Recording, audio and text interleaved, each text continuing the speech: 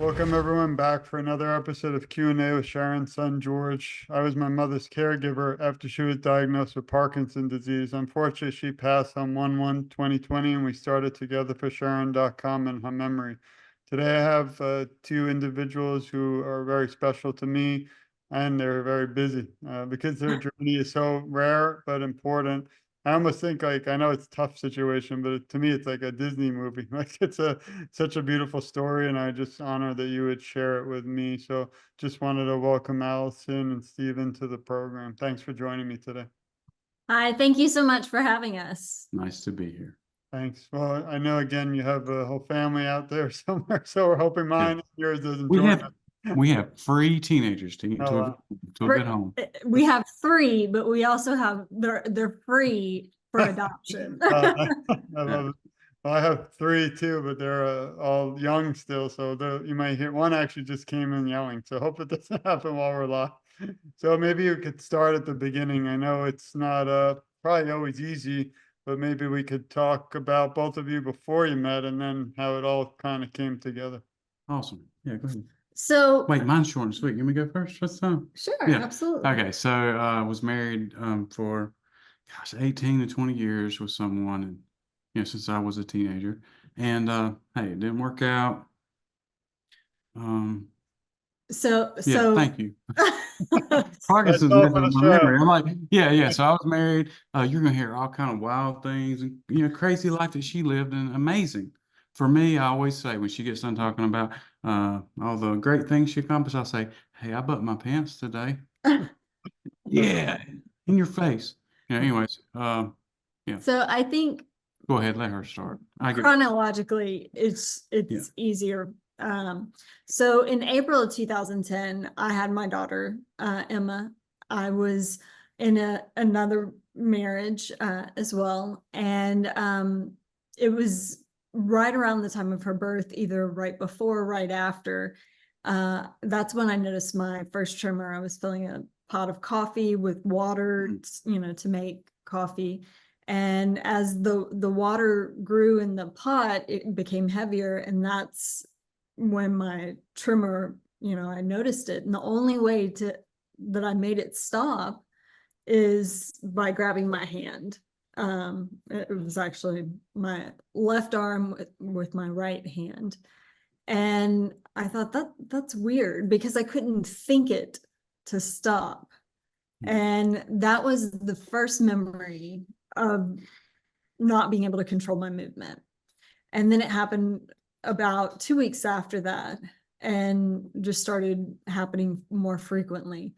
But it was 8 months later when he was having his son in another marriage. And I was living in Austin, Texas. He was living 1,100 miles away in North Carolina. God's country, but we won't say that. And so that he was filming his son's birth 8 months later, but 1,100 miles apart. And he was shaking like a leaf, is what his mom said. And so that's when he noticed his first tremor. So 8 months apart. And then it was the following year that you noticed you got your diagnosis. So 2011. Yes, that's a great time to break it. So yeah, I was living my life as a unhappily married man with 2 young kids, with Parkinson's and all kinds of life stressors and stuff. And we know stress absolutely exacerbates the symptoms of Parkinson's. So I'm not gonna go off on that tangent. I'm gonna stay on track.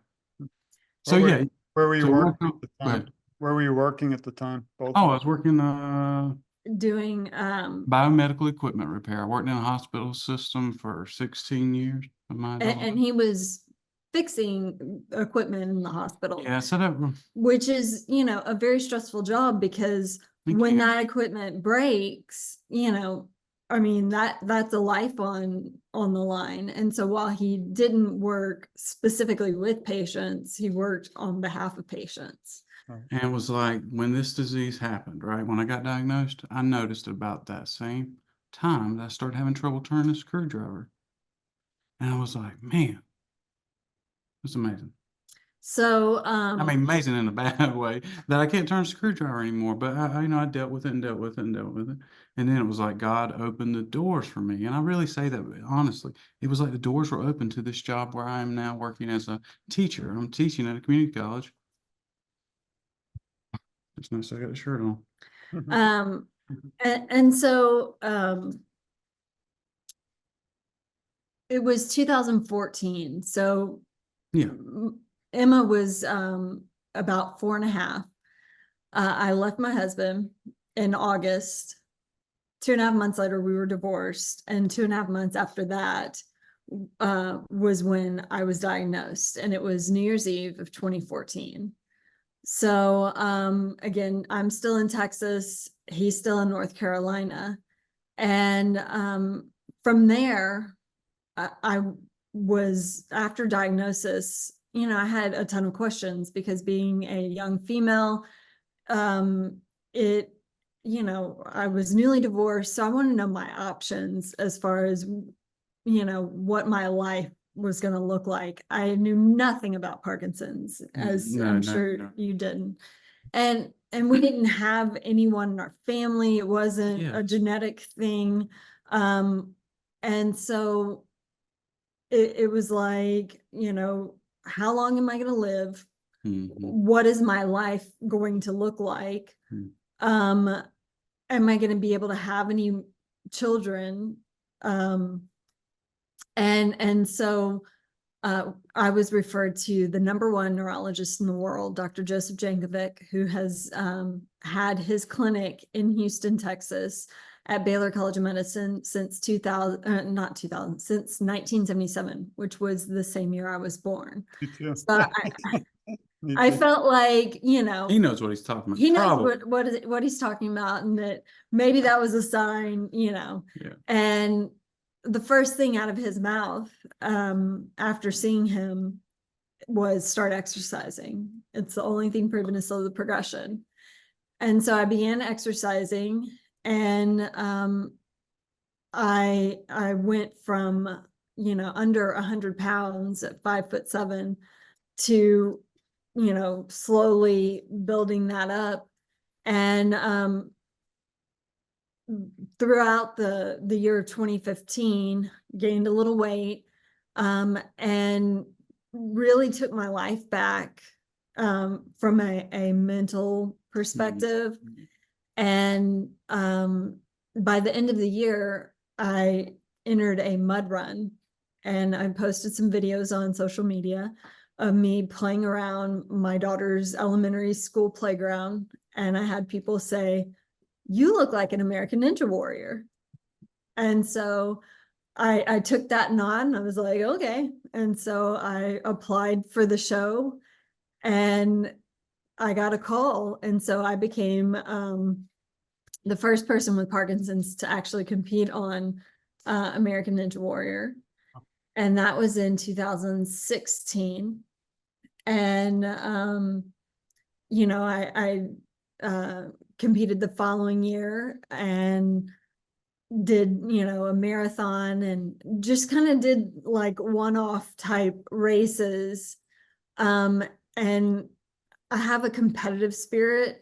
So that gave me the dopamine highs that I was looking for. And then the pandemic hit. And, you know, when the pandemic hit, Parkinson's can be very isolating. And I'm gonna venture to guess that we have the Amazon person. That's okay. But with that, it's like, you know, Parkinson's is very isolating. And so when the pandemic hit, you know, loneliness is it really is, you know, it's very stressful to be lonely.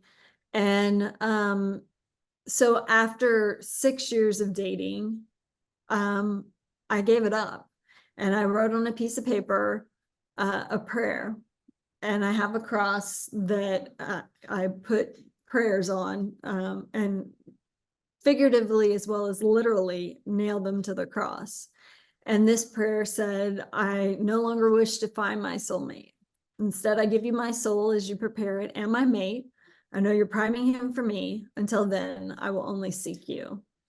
And so I went and nailed that to the cross, and through pictures and mindset of like, I took screenshots and stuff like that mixed with documentation. 4 days after I wrote that prayer, Stephen, 1,100 miles away in North Carolina, I'm in Texas, he bought property on Allison Street for his 2 kids, him and his dog named Allie, after his recent divorce. And so he bought property on Allison Street for his dog Allie.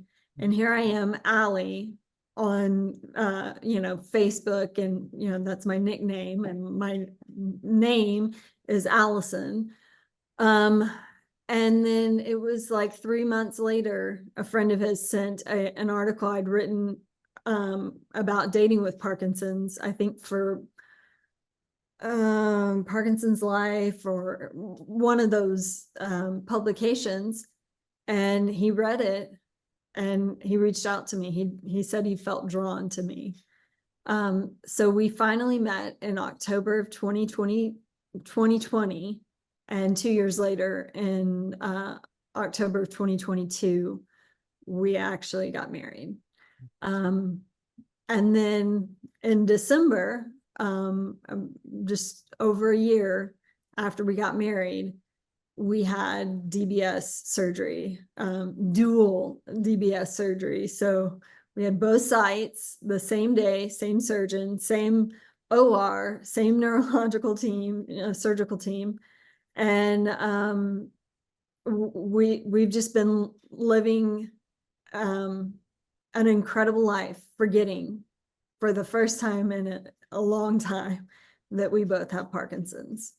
Thank you for sharing that. It's an incredible and inspiring story. I wonder how many couples have had something like this type of venture together. Have you ever seen others? I mean, you're the first couple I'm aware of, so I was so excited to not just speak, but to consider you both family too after we spoke the last time. Thank you. Well, the only statistics kind of thing that I could say from this is just going off of my neurologist. He has seen couples, older couples, that for one reason or another have both in their older age been diagnosed with Parkinson's. But we're the first couple that he's treated that have come together because of Parkinson's, get married, and then we're the first that we know of couple to have the surgery, the same surgery, same day, all of that. And it was important for me to do that because for a number of reasons. We were at the same place, I felt like, in our journey. We had different symptoms, and he seemed more symptomatic than me, but I reacted better to levodopa than he did. But I didn't want to take care of him. And I say that, men are kind of weenies in the hospital. I'll be going to Tuesday and I'm right with you for back surgery. But the main thing, and people are like, well, who took care of you? Why would you have this surgery together? Who would take care of you? And it's like, well, we have family, that's what they're for. But what a wonderful time it's been to be able to have this surgery together and really, grow closer together with it. Yeah, one thing that is tough with Parkinson's is obviously the disease, how it affects the family, but it is amazing how inspiring, but also good things can come from it. Your story is an example. I, again, lost my mother due to the disease in 2020. But if it wasn't for that type of sadness and negative thoughts, because I lost my best friend, I wouldn't have advocated today. And I fight, as you know, for you both and for all those struggling with Parkinson today and the family. So I'm just again honored that we were able to come together. And that's kind of where I wanted to ask a little bit about your advocacy, because I learned about you or discovered because I think you were in a picture with your daughter on the same flyer as me and my wife for American Parkinson's Disease Association. And Mhm. ever since then, I've always been excited to get an opportunity like this to talk. So maybe you can touch on the shift from, not just being diagnosed and meeting Stephen, but how your whole family has now been such incredible advocates. Because a lot of people, they have tough situations. Even myself, a lot of people lost a loved one, move on, and just kind of have to live life. But I don't believe in that. I believe that until there's a cure, I don't want anyone to have to go through what we did. So maybe you could touch on, the advocacy part. And again, in a minute, I'd like to just share a few little articles, but you are all so incredible that just to share your story with me today. But I'm kind of coming a little later because it's been, you've been out there fighting for a while. So maybe you could touch a little bit about advocacy. Well, so,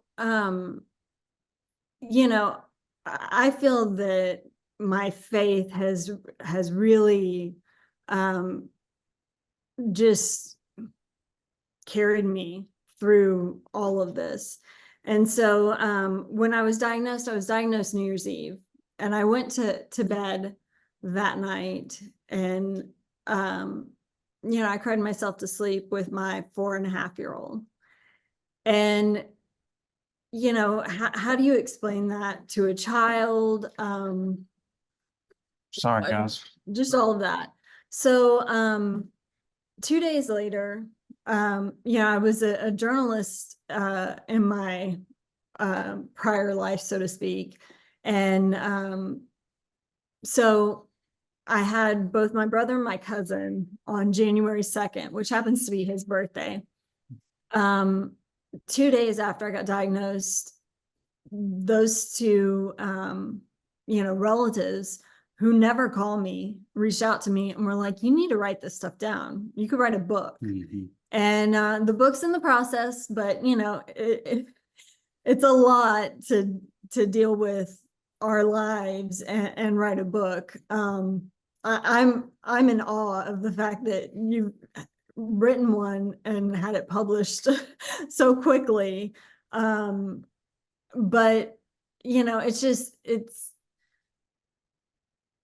I took the energy that I had and started writing my blog, and I found it to be very cathartic. And I actually work now, since going to Baylor College of Medicine, for Dr. Jankovic, and Dr. Samir Sheth is our neurosurgeon. He is also a Baylor physician.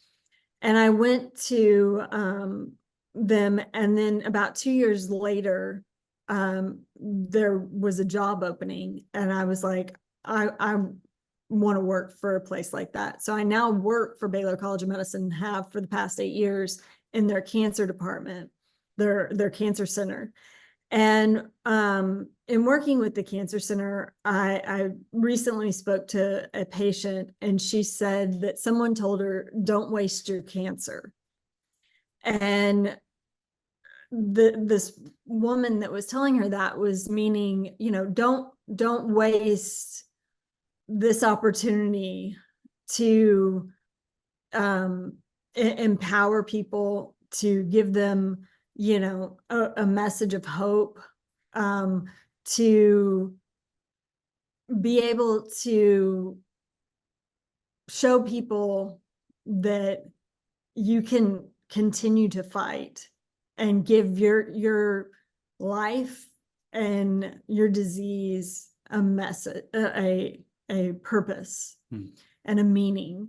And I think that's kind of the secret of life. And it's something that, out of everything I've kind of struggled with, is just wanting to make myself, my life have meaning. And I think everybody kind of goes through that, you know, without a purpose, kind of what's the point? And so, you know, your mom gifted you with a purpose, with her purpose. And, you know, if you, not having met your mom, but just from looking from the outside in, saying, here's this beautiful woman who had an incredible loving son who is going to go to bat for her and give her name, her life meaning, trying to forge a way and awareness of Parkinson's disease and its effect, its profound effect on her life, on your kid's life, on your wife's life. And I mean, I think everybody kind of wants their life to have purpose. And by doing so, you know, then we can forge ahead with cures. You know, there are people that want to research and treat people with Parkinson's. There are people that are getting diagnosed every day. It's the largest, you know, fastest growing neurological disease that is out there. And so people are getting diagnosed more and more every day. And they need hope. They need to know that when you get diagnosed, That's not the end of the road. Yeah. It doesn't mean to start, you know, picking out your burial plot, which, you know, being 37 at the time, you know, you're 29 or 30 at the time of your diagnosis.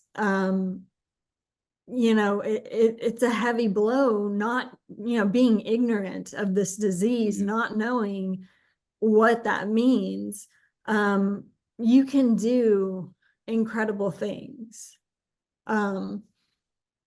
So, you know, that's been the biggest driver for me, is just, you know, to kind of leave a legacy.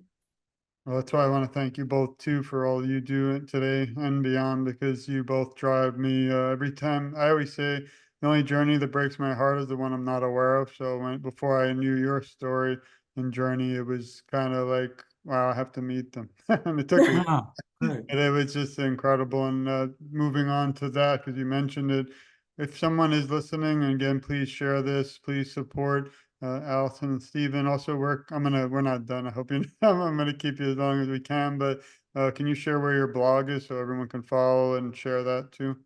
Absolutely. And with that, I'm actually being pulled in the direction of returning to writing. I feel like it's now more than ever. You know, I went to social media, but I think I'm being pulled to write more, because I have a lot to say. I don't know if anybody is listening. I haven't noticed but that. We'll make sure they hear you no matter what. Our website is litwithin.com, and our social media is litwithin.com. So either, you know, on social media, you can put at litwithin.com, and that will give you our social media channels. But our website is litwithin.com. And then we also hashtag ourselves as in love with Parkinson's. Actually gonna share while please keep going. I got it up right now. Hopefully. And you can actually go to inlovewithparkinsons.com, and that will take you to our website as well. But you know, it's been an incredible, crazy journey thus far. You know, we just had DBS surgery in December, and after you have the surgery, you have to wait about a month to heal before you actually get programmed and the program turned on. And so we got the program turned on, and that was life-changing. I Mhm. mean, absolutely life-changing for us. But then you go back like once a month-ish to get a new program. And this is a trial and error kind of a time. Kinda So like fine tuning. yeah. So for 6 months, there's different things where they can, for instance, when I first got programmed, I had rigidity in this one, my ring finger of all fingers, where it would stick. And so he fine-tuned it to where the next program, or actually it was our nurse practitioner, she fine-tuned it. And so it took away that. The first programming, I slept for 32 out of the 36 hours following. I needed a nap. Yeah, for sure. And he's certainly noticed some things. The first one or maybe two programs, anytime he'd exercise, like one of his knees would just kind of crumble when he would get tired. And But that like, was dystonia or dyskinesia. It's a different world when you have the surgery, because it makes things so much easier in some regards, but it's a lot of getting used to. I mean, we're still in the heat of it right now, a couple months into it. We're trying to learn, there may be some slight personality changes with some of the programming, which some people are scared of, but I say, hey, I'll take any of these challenges, any of them, compared to every day just shaking so bad that I can't move, or no one can understand my voice. So I'll take it any day, these challenges. Nothing is perfect, and we had an as close to perfect surgery as two people could have, same day. I mean, our neurosurgeon, I cannot say more times, He is he is incredible. Bedside manner too. Usually bedside manner to me doesn't matter as long as the guy knows what he's doing. But this guy's incredible on all fronts. His name's Dr. Samir. Chef. But I think what's the most qualifying thing about him is his hands didn't shake. Yeah, she's like, okay, I don't want my brain surgeon to shaking anyway. He's putting Have any sort of Parkinson's. We can't recommend high enough Baylor College of Medicine to get your deep brain stimulation surgery. Well, Texas is great anyways. I love yes. Texas, period. So just go to Texas and get your surgery done. Spend a week there, 2 weeks, whatever it takes. And this is not sponsored. We do not get paid other than I wish. my I don't think any of us do this for the money. I don't think any of us get paid in the Parkinson's community. So No, I don't. But maybe you could, I'm going to show everyone, please, again, support everyone here. You can litwithin.com. I don't know if you can see, but we're sharing right now the website. Also, so many articles out there. We wouldn't have the time to videos. I was lucky enough to have some time before to check them all out. So it's just a beautiful story. Maybe you can tell somebody might be listening and have Parkinson's, or maybe they don't, maybe they're family members and they're kind of contemplating whether or not they should have the DBS surgery. I know our case, my mother didn't want to do it, and she had more internal tremors, which was frustrating because, she thought people didn't believe her, which was very tough. But I don't know if I'm more drastic. I think you both know, unfortunately, Tuesday, going for a third spine surgery, which is also just probably as horrifying. It's obviously the brain's even more difficult, but if it doesn't work for me, I'm just going to live with it and forget it, because I have so much more Parkinson's I have to concentrate on awareness. So I even filmed a video one day when I was in horrible pain. I laid down, I filmed myself, said, get up. My pain doesn't matter, because we have so many people battling Parkinson's. It matters more to me. So, but here's the thing. So you should not deny yourself I've told what you're going through, because everybody, people look at me and Stephen, I know, and we tell them, we have Parkinson's, and what's our reaction? What's the reaction that we get? we have Parkinson's. I'm so Oh, sorry. I'm so sorry. Oh. And like a lot of times we're the ones having to console them. It's okay. I can't, And I can't give it to you for one, right? She likes to pull that joke on people, say it's not contagious. but actually I like to say it's contagious, and then like the horror on their face. I'm like, no, I'm just kidding. I'm kidding. But Yeah, you know, here's the thing. Everybody's going through something. And whether it's cancer or Parkinson's or back surgery, you know, from back pain, which pain, in particular back pain, can be crippling, like figuratively as well as literally. You know, people get addicted to all kinds of opiates and drugs because of pain. So don't you know, don't deny that you're going through something What's wrong? as well. And then grief on top of that, Mm. you know, stress of any kind, but grief can also put pain and create physical ailments of any sort. So you know, you're going through a lot too. You have And to know too that you two are my drive. So again, I'm so grateful for our talk the other day, but because of individuals like you and your family, I won't ever stop. I did break the rule, they say, where as even a caregiver, even for you two must be interested. I want to talk about that if we have time, but so as a caregiver, because each of you or the other's caregiver, supposed to take care of your own health first before the others. I broke that as a caregiver because I knew my mother, for some reason, even though she struggled, when I was by her side, she felt a little safe. And that was the most important thing because I might not have been able to conquer the disease, but I knew at least if I could keep her feeling safe, because she also, at the end, had the hallucinations and delusions, which were almost at times even more frightening than the actual, you know, tremors. But today, as an advocate, I have an odd belief, and it's probably just how my mother raised me. And it's, let's say today something bad happened and one of us had to cancel. Well, it would have broken my heart, not for all of us, but because I feel like if we even reach one person today in this talk Mhm. that might have Parkinson's or family, or maybe thinking about DBS, or seeing how incredible you both are. And I don't just say that because, like you know, we didn't agree to any payments or any of that stuff before or after. That's not what it's about. But you know, if we had missed that one chance, then it would have we wouldn't have been able to change the world for better. And I think both of you are a living image of how you can change the world for the better. And even with a tough topic and tough outcome, you're still fighting. And that's why I'm going to always fight right by your side, no matter what, even if it's, I know you told me not to, but I'm going to still do it. But I wanted to, yes, please.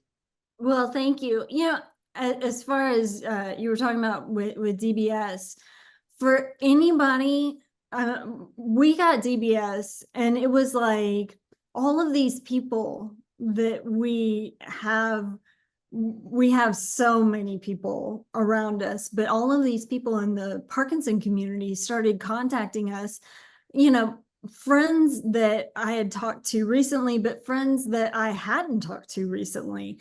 And so they ended up all getting DBS within like the last month or two of us getting our surgery.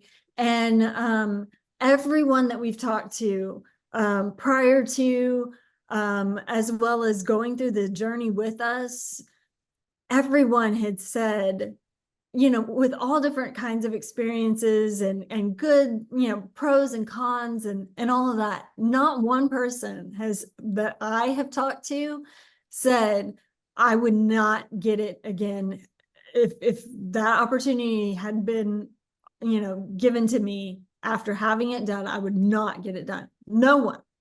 Like 100% of everybody that we have spoke to has said the same thing.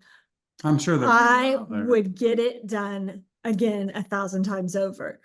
One of, you know, a friend that I've had since right after I got diagnosed, it seems like, Rhonda Fools. She has ran more than 100 marathons since DBS. She was diagnosed I want to say somewhere around 1998, 1999. And she then got her first DBS, I want to say in 2003, but I may be, dates may be off. But she had a brain infection, which only encompasses a very small amount, like 1 to 2% of DBS recipients get a brain infection. But of all infections, you don't want to have a brain Yeah. infection. I mean, that's not a laughing matter, but Yeah. And so she had to have her DBS taken out and put back in, and she got it done again in like 2014. She's had like 4 surgeries, and I'm not exactly certain on again the statistics, but I want to say she got a brain infection that second time. That woman is a force to be reckoned with. She has ran, like I said, more than 100 marathons, so many races, too many to count. I don't know how she keeps up with them. Mhm. But when we ran the Blue Ridge Relay, which is with her, and in total it was 12 of us, and all 12 of us had Parkinson's. And we did that race for the Michael J. Fox Foundation. It was 16,000 feet of ascent, running through the Blue Ridge Mountains, more than 200 miles. It was like 208 miles or something. And out of everybody, all 12 of us, she was the most undetectable in my eyes of having Parkinson's. And she's had it almost 30 years. It's like over 25 years that she's had Parkinson's. Hope after my back surgery I can join you someday. Because I went from Absolutely. I used to run, I used to love running. But, just to put that this out there, DBS is not for everyone. Doctors will only approve you, from what I understand, if you meet certain criteria. So, I mean, obviously, I don't think it's for those at the very, very extreme end of the age range, like 90 plus. Well, and I was gonna say, there's a lot that goes into it. You have to be physically fit in order to go through the surgery. It's a lengthy process, and there's multiple surgeries. And so every time you're put under, that comes with risk. So, somebody that has a high cardiovascular risk probably is not going to qualify. So it's typically the young onsets that qualify for it. It's not going to help with people that like it doesn't help with gait, for instance. So depending on your symptoms. They say that, but my gait has very much increased. But there's some things like sleep. I know it doesn't help with. I don't know. To my gay, like swinging arms. And he says that it hasn't helped with sleep, but for me, I slept for 32 hours. But she also had the location of her deep brain stimulation is one of the 2 areas. I mean, there are 2 areas in the brain that they actually do the DBS surgery. One is the subthalamic nucleus, which is normal. I say most Parkinson's patients get because it's tremor dominant. DBS for tremor dominance. Which I am tremor dominant, but my tremor is controlled well by levodopa, where yours is not. Was not. So they went to the GPI location, and I'm probably screwing this up. I think it's global pedalis interna or something. Maybe. But the reason that they chose the GPI for me is because the tremor was not my main concern, because it was treated so well with medication. I have cervical dystonia, which is like constant. rigidity. I love the way that this metaphor is, or not metaphor, example, whatever. It's like taking a rag, and when you wring a rag out and it gets really, really tight. That's the way her muscles were in her trap. All times. And rhombus or whatever. Well, and my neck. So I have scoliosis because of my Parkinson's. My back is like a question mark. And it was real prominent in my wedding dress, like because I had a low back. You could see that curve. She didn't know I have a thing for stegosaurus backs. That's all that matters. I'm bony, okay? I'm bony. Something like that. But so that mixed with dyskinesia is what they were targeting with my DBS. I appreciate you sharing that, and I'm sorry you had to all go through that, but it's amazing to see seeing you both laughing a little, and even if these moments we could forget, Parkinson's and how even the cover of my book was that's my favorite moment. It was the the son and mother dance, and in those 3 minutes, I never will forget it. Parkinson's, I don't think defines a person. It can take something from you, but it can never take away the memory. So that's why. Even looking at my cover, sometimes it's not easy, but hearing you two again inspires me. We're running out of time because I could talk to you for hours, and this information is so important, and it's fascinating. I wanted to switch a little as we wrap up to Stephen and the Allison side of things, and let's pretend we met and we didn't know about Parkinson. Now I want to kind of just know a little bit about you both, if you don't mind. Some of these are fun. Some of them are, if you might not have an answer, and this is not going to be an Oprah moment, I hope. So let's see. What is I probably know it already with you meeting both of you, but what is one moment the both of you have that stands out through all of your work so far for advocacy and awareness? Is there like one moment? I can move to the next question if you want to. Yes, for me, it's when we were running the relay race in the dark, in the rain, in an area that she had never been in before. I may have passed through there once in a, I mean, it's the Blue Ridge Mountains, I've been all over them, but it was crazy to be running with no 3 o'clock light, in the 3 in the morning, morning with rain beating down on a uh, highway. highway, and not knowing if there's a pothole at the next step, so that And there really. were, And she ran, I ran like 4 something during that segment, 4 point something miles. And I was cold and tired and so worn out because we had run the day before and been up all these hours, little sleep. And I Making me remember want to go run running, now. I feel like going to run right now after we hang yeah. out. And then right after that, she actually, I believe God worked this out to where I handed the baton off to her each time, so it was good. She got to end the race for everyone, but and then she ran the 6 miles after that in the rain by herself in the high country of North Carolina, cold Texas girl, normal. She's used to flat land and hot, hot, hot temperatures. So We welcome you in Florida, but you might hate the heat. so thank he's you. not one for Texas. So I'm gonna assume Florida is even worse with humidity. So But for me, completely different. This entire weekend stood out to me in so many ways. Scott Carlisle is a good friend of mine. I think we're friends on Instagram. Yes, He plays and a hockey player, right? Hockey. Yeah. yes, and he actually just had DBS as well, and it's been life-changing for him, and I'm so happy for him. But I went to Iowa. I always have to go Iowa because I went to Ohio right before that, but I went to Iowa, and this was actually my second time to speak or to be around this group. It was the APDA group out of Iowa. And so I met Scott, and I met a ton of other people, but I went and I gave my speech that day. This was in 2019. And in my speech, I kind of started it off and I said, my goal is to reach one person. If I can reach one person, then I know, my purpose in all of this is I'm reaching that. And I gave my speech, and then I had to run out actually right after that to take a business call. And so I was late for that call because I was approached by a gentleman that I had never met. And he said, I'm not one.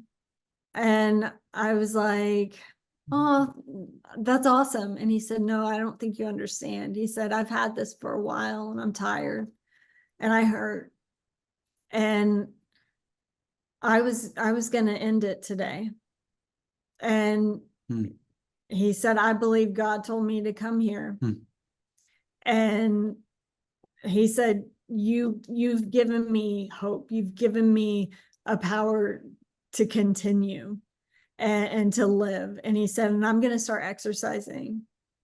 And, I'm just weeping because I had never in my imagination dreamed that I could have that type of impact on anyone.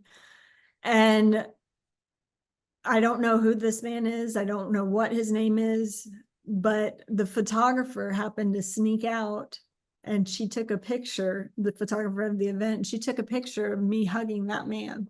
And you don't see his face, you see mine, just his back. So he's this imaginary figure, but I have documented proof that he existed. And that moment just will forever stand out to me, in that I know there are a ton of people that I will never meet that I will have impacted in a similar way. Well, you both impacted me, and I'm again so grateful that you answered the call, because I feel that we're a family in this fight, and the more we all join together, it's so much more powerful. I mean, I'm just one person. I started Together for Sharon. We don't accept the penny. We send it back if you send one. But the main thing is that I thought I'd have 4 people see it and remember my mom, and I would have been fine with that. But we've had over 35,000 people visit, and I don't even know why. I don't know if it's because of some of the work, or is it because it's such a progressive disease? So it's troubling. But one final area or question, this is one that I really means a lot to me, and I ask a lot of individuals, but this is so unique because I think, again, both of you are also not just battling Parkinson, but you're also caregivers or I mean, everyone says caretakers, caregivers. I think that's all the same. But anyway, and during your times of struggle, I guess this would be for both of you as we wrap up.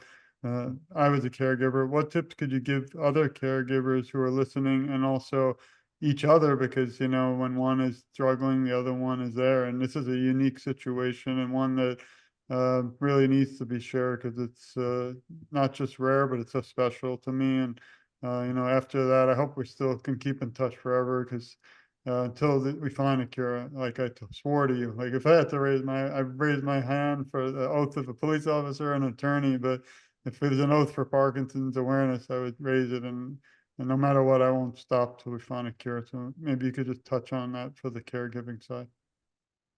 Well, I think, since the day we met, I've been his drug dealer. Nice.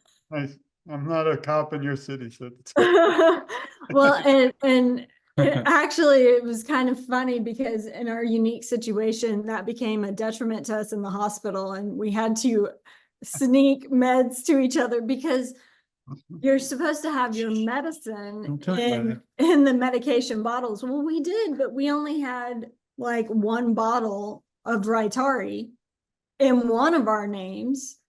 But we're on all these other medications that we were both on together.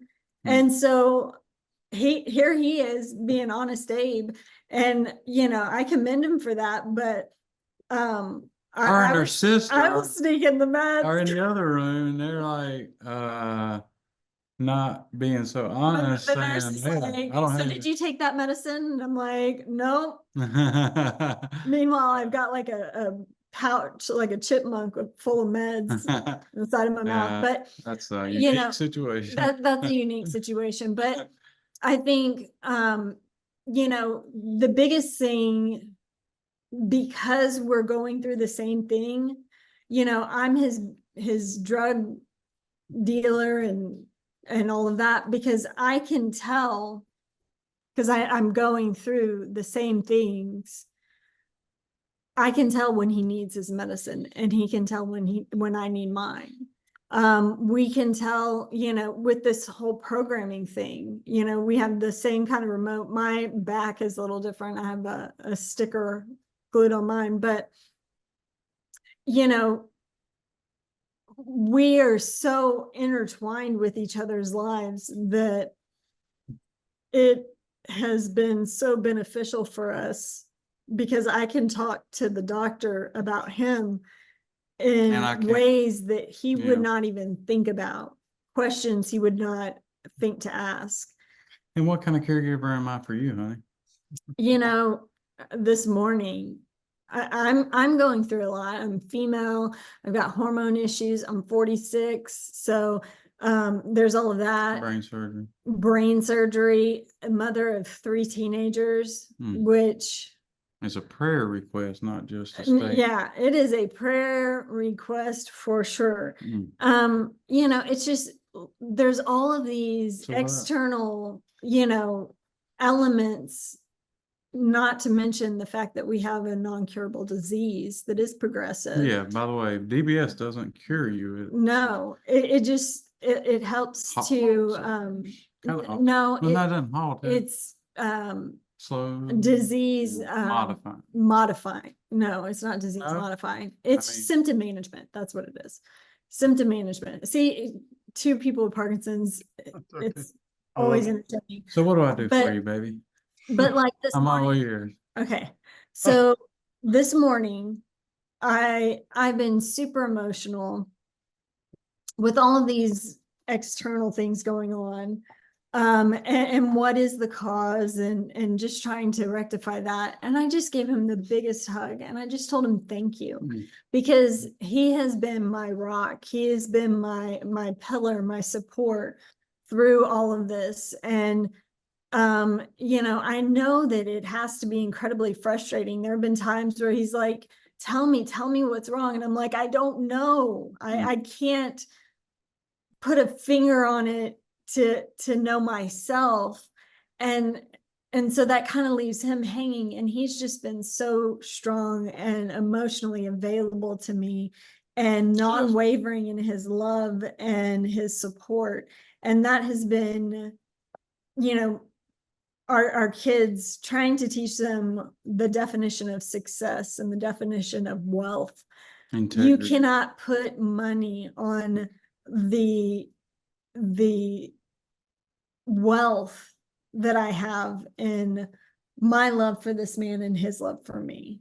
And so, I guess for me, being a mom of teenagers, what I would say is, what an incredible woman that your mom was and is, because she's still living through you, for you to be so compassionate and loving of an individual, and to really take her life and continue to allow her story to live. That's very admirable, and I would give her the biggest hug, because I'm a hugger. But I would give her the biggest hug if I could. I know, me too. I really So, yeah, appreciate it. my suggestion for caregivers is to listen, to be available to your person you're taking care of. I always have a lot to say, but I can't follow up after the YouTube. That's it. If you could drop the mic, I do, but I can't. Because of my back, I won't be able to pick it up again. So we won't. But I really, That's funny. I like it. tried to get sound effects, but it was so complicated, I forgot. Well, so Stephen actually has Good first. Yeah, and we're gonna okay, wrap up. what Parky could get it first. Okay, so she tells a joke or something. Sure, we'll wrap up with the joke. so Beat me to it. yes, we like to use that randomly. No, I love it, but I love both of you. I love your family. you. I love your By the story. way, I don't know if it's just me, but in that picture on the front of your book, your mom kind of looks like Michelle Pfeiffer, just a little bit. Thanks, Oh, man. yes, She's so beautiful, beautiful Yeah. woman. Is that your wedding?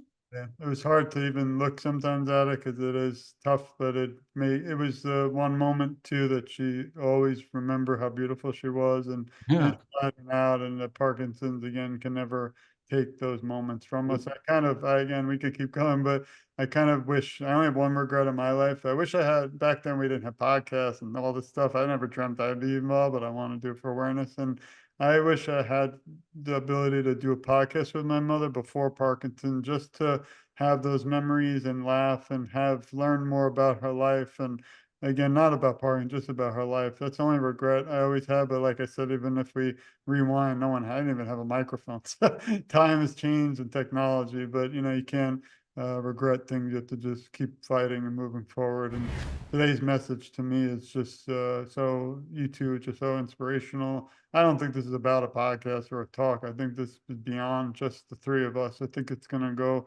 around the world. It'll be part of history, but it'll be show that no matter what struggles or fight, that the two of you can keep fighting forward, positive, and for not just the sake of both of you, but your children and the future. So just really such an honor to talk to you too. I'm glad none of us fell apart crying, because I think it would have headed that way. Even me, I'm 6'2", like 200-pound police, and I can't talk about some of this stuff at times.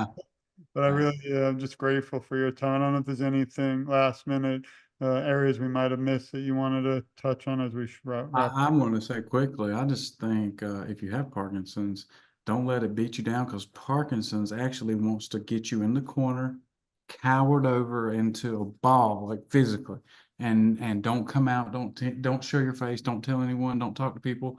And I think you got to do the opposite. You got to give the middle finger to Parkinson's and just say, hey, I'm going to do this. I'm going to make fun of myself. I'm going to laugh. I'm going to do it.